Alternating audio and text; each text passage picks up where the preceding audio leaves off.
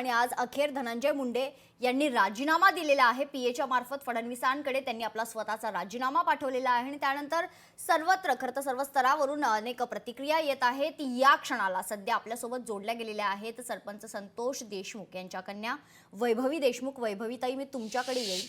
आज धनंजय मुंडे यांनी राजीनामा दिलेला आहे, सर्वात पहिली प्रतिक्रिया तुमची काय आहे? आम्ही गेलेले 3 महिने झालं. आमची फक्त एक भूमिका आहे, की माझ्या वडिलांना लवकरात लवकर न्याय मिळाला पाहिजे. त्यासाठी आम्ही ठिकठिकाणी मोर्चे किंवा गावकरी आंदोलन करतात. आज देखील आम्ही त्या शब्दावर किंवा आमच्या निश्चयावर ठाम आहोत, की आम्हाला लवकरात लवकर न्याय हा मिळालाच पाहिजे.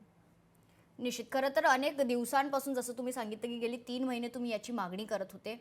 त्यानंतर मला बोलायचं नाहीये, मात्र जे काही फोटोज समोर आलेले आहेत वैभवीताई, आणि त्यानंतर हा राजीनामा, मात्र धनंजय मुंडे आजही असं बोलतायत की वैद्यकीय कारणास्तव त्यांनी राजीनामा दिलेला आहे।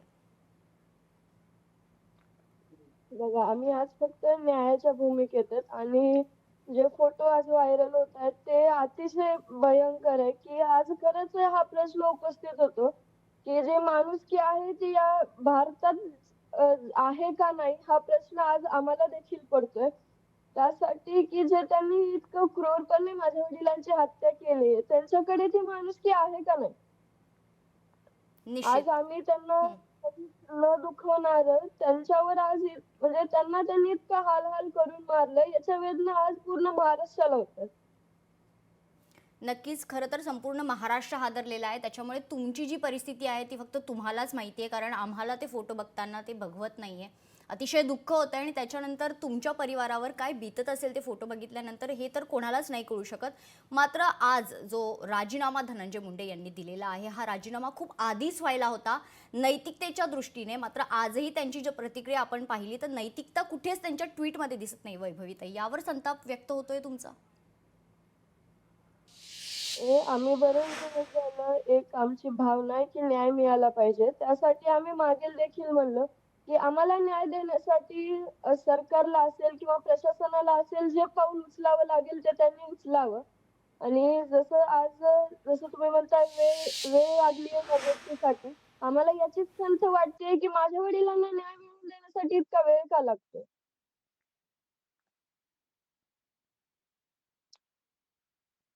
वैभवीताई, तुम्ही आता सध्या लोकशाहीच्या माध्यमातून जर मुख्यमंत्री बघत असतील लोकशाही मराठी, तर काय मागणी कराल मुख्यमंत्री देवेंद्र फडणवीसांना? कारण संपूर्ण महाराष्ट्राला हादरवून टाकणारे हे दृश्य समोर आल्यानंतर स्वतः मुख्यमंत्र्यांनी जेव्हा प्रतिक्रिया दिली त्याच्यानंतर तुमची काय मागणी आहे? मागणी आमची हीच आहे, की जे मारेकरी आहेत त्यांना कठोरात कठोर शिक्षा झाली पाहिजे आणि लवकरात लवकर माझ्या वडिलांना न्याय मिळाला पाहिजे. आणि जी गोष्ट आज घडली आहे ते इतर दुसऱ्या कोणावरही घडू नये. कुठेतरी उशीर नको व्हायला असं तुम्हाला वाटतं का? कारण आता फोटो आल्यानंतर तर आणखीन वेगळा संताप संपूर्ण महाराष्ट्र आता व्यक्त करतोय। त्याच्यानंतर लवकरात लवकर कारवाई व्हावी अशी तुमची मागणी आहे का? मागणी तर देशमुख कुटुंबियाची किंवा माझी किंवा गावकऱ्याची नाहीये. आज पूर्ण महाराष्ट्र सुद्धा तेच सांगतोय, की जे मारेकरी आहेत त्यांना लवकरात लवकर फाशीची शिक्षा होऊन माझ्या वडिलांना लवकरात लवकर न्याय मिळाला पाहिजे. निश्चित। वैभवीताई, आणखीन एक महत्त्वाची गोष्ट काल समोर आली, ती म्हणजे वाल्मिक कराडला ज्या जेलमध्ये ठेवण्यात आलेला आहे त्या जेलमधले सीसीटीव्ही कॅमेरेज बंद आहेत। अनेक पत्रव्यवहार तिथल्या अधिकाऱ्यांनी केलेले आहेत, मात्र अनेक कारणं त्यांनी दिलेली आहेत, जसं वायर्स जळून गेलेत आणि अनेक गोष्टी समोर आलेल्या आहेत। आणि त्या फुटेजेसची मागणी तुम्ही केल्यानंतर आता ही गोष्ट समोर आली, त्यावर तुमची काय प्रतिक्रिया? हे खरं तर जे म्हणतात ते खरंच आहे. जर आपण एक चुकी केली तर ती लपवण्यासाठी आपल्याला अनेक चुका कराव्या लागतात किंवा जे त्याच्यासाठी कारण आहेत ते बरेच कारणं द्यावी लागतात. तशीच ही घटना असू शकते असं मला वाटतं. निश्चित। काल जी काही फोटोज, जी काही दृश्य समोर आली त्याच्यानंतर सर्वात प्रथम तुम्ही कोणासोबत बोलले? कोणती राजकीय व्यक्तींनी तुमच्यासोबत बोलण्याचा प्रयत्न केला का? त्यांच्या वतीने तुम्हाला काही आश्वासन देण्यात आलेलं आहे का वैभवीताई? नाही, अद्यापही नाही. आतापर्यंत कोणीही राजकीय व्यक्ती तुमच्यापर्यंत पोहोचलेला नाहीये? स्थानिक प्रशासनाच्या वतीने काही आश्वासन तुम्हाला देण्यात आलेलं आहे? नाही, माझ्यापर्यंत नाहीये. बाहेर चाचाला किंवा गावकऱ्याशी ज्येष्ठांना तुम्ही चर्चा करू शकता.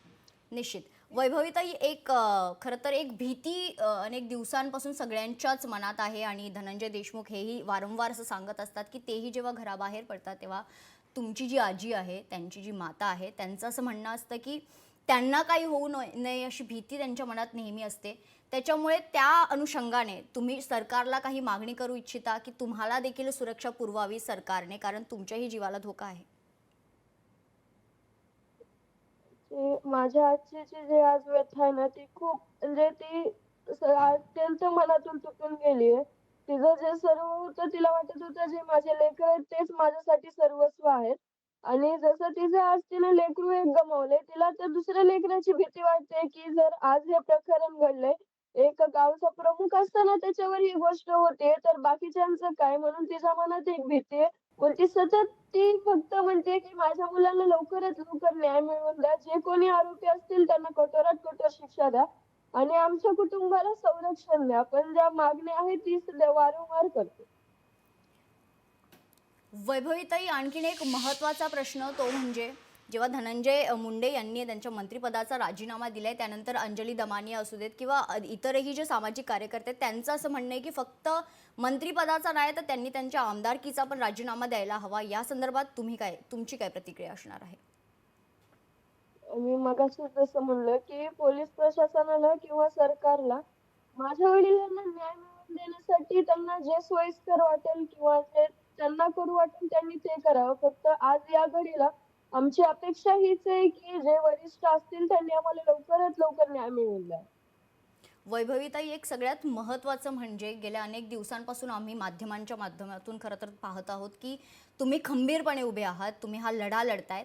तुम्ही संपूर्ण कुटुंबाला जेव्हा पाहता तेव्हा तुमची आई, तुमचे भावंड, तुमचे काका या सगळ्यांची प्रतिक्रिया आणि या सगळ्यांना सांभाळताना काय भावना असते तुमची?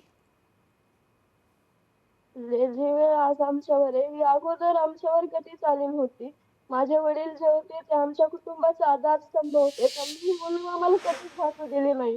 पण आज ज्यावेळेस या कुटुंबाकडे मी स्वतः बघते, त्यावेळेस आज सगळे आतून तुटून गेलेले आहेत. सगळ्यांना एकच वाटतं, की हे कशामुळे झाले असेल आणि म्हणजे त्यांना जर शिक्षा होतीये, पण त्यांच्या त्या क्रूर क्रमामुळे त्यांना शिक्षा होतीये. पण आज माझ्या वडिलांनी काय केलंत, की त्यांना इतके त्यांनी हाल-हाल करून मारलं. सर्वांना एक असं वेगळं वाटतंय, की हे झालंच कशामुळे असेल?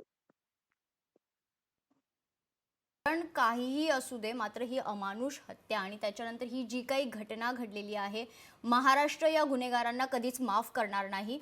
संपूर्ण महाराष्ट्र तुमच्या सोबत आहे. या खरं तर प्रकरणात लवकरात लवकर कारवाई व्हावी अशी मागणी सर्वच करतायत आणि लोकशाहीच्या माध्यमातून आम्ही पुन्हा एकदा सांगतो की संपूर्ण महाराष्ट्र तुमच्या सोबत नेहमी या लढ्यात उभा असणार आहे. धन्यवाद वैभवीताई, तुम्ही लोकशाही सोबत बोललात त्यासाठी. लोकशाही मराठी ऐका, पहा, जागरूक रहा.